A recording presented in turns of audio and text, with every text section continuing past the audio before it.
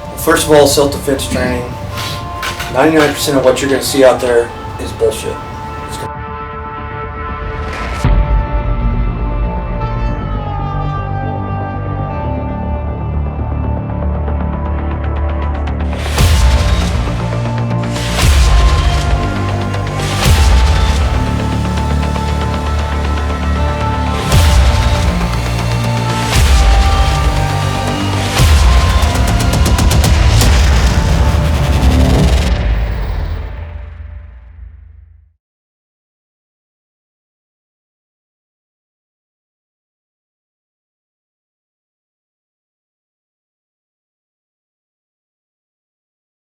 Hey guys, it's Rick Bigger with 13th Man. We're out here at the range today and going over shot placement and why it's important to shoot center mass.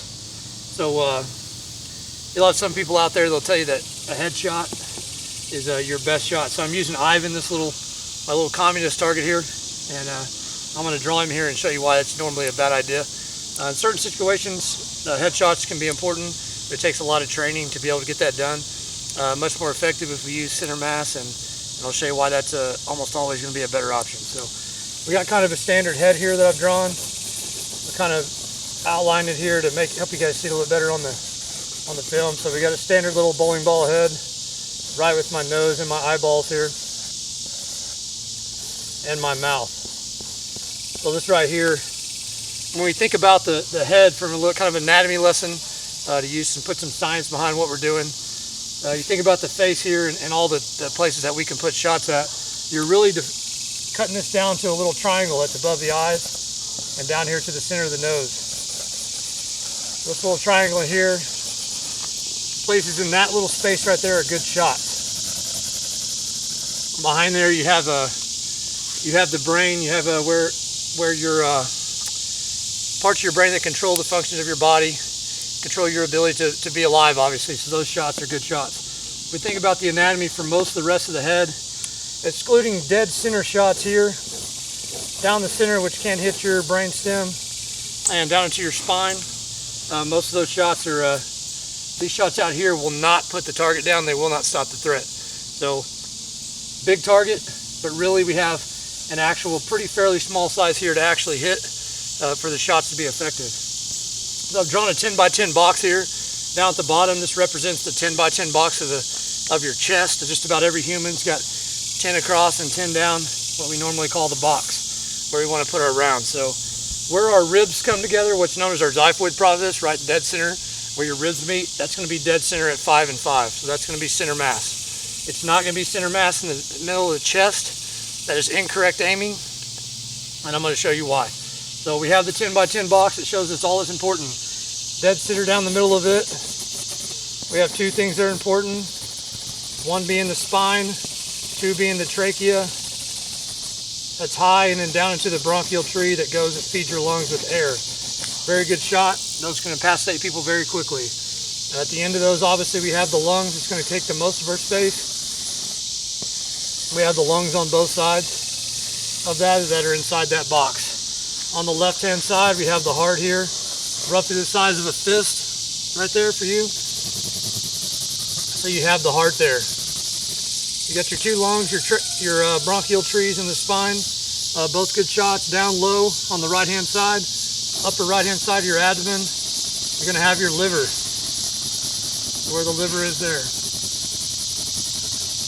in that area. So the liver at any time is going to be carrying a third to a quarter of your blood that's being filtered. The shot to the liver is incapacitating. You'll bleed out very, very quickly. Shot to the heart, obviously, almost instantly incapacitating. Got maybe 30 seconds before you bleed out. Bronchial tree, lungs, both air shots make it extremely hard to breathe. Quickly will fill with blood. Within a few minutes, you're going to be completely incapacitated or dead. Going straight down beyond that, your superior inferior vena cava carries the majority of your blood back to your body, back to your heart and lungs from your body, along with your spine, dead center all the way down. Okay, huge vessel, carries a ton of blood. It's going to go up and down into your heart with your aorta feeding your heart here. Your aorta and superior vena cava bringing blood back and forth. So if you look at this 10 by 10 box here, that we've drawn. That's your chest. We break that down dead center at 5 and 5. We put our shot placement right in the middle of this, and we hit somewhere around that area. We got 5 inches up and down both directions where we can miss, right? Any shot in this area, everything in the general vicinity of that is good. All of them are critical shots. We take that same thought process back to the head, and we're shooting, looking for this triangle. Okay, if we shoot dead center of the head right on the nose, we have a whole lot of real estate. That is not a good shot. So not only are we shooting at a smaller target, this head will easily fit inside of this. We're shooting at a smaller target, has less important things inside of it, so we're taking a tougher shot with less good that can come from it. Down here we have more valuable targets behind it. This is a very target-rich environment inside this 10x10 box. We hold dead center, we fire, we're most likely going to hit something good. All right, so talking about shot placement, using this example and throwing an addy behind it, why that center mass is always better. I'm going to give you a quick example here. I'm going to aim center mass, rip some quick shots off, and just see what we can do.